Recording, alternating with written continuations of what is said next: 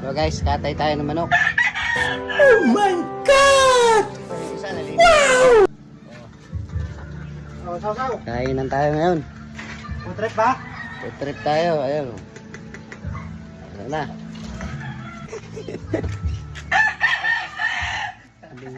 Doon sa kabila yung manok. Pakita mo yung panabong mo muna, yung panabong. Nandun yung manok Panabong, nandun. Etso. Yun, nandun. Doon sa may kotse. Yan. Yan. Mo. Nandun.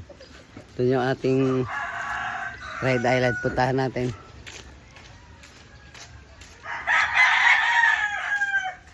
Nawasan natin at tinutuka yung mga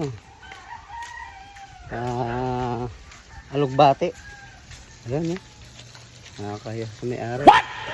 Lagas-lagas ang alugbati. Ito yung manok. Ayan.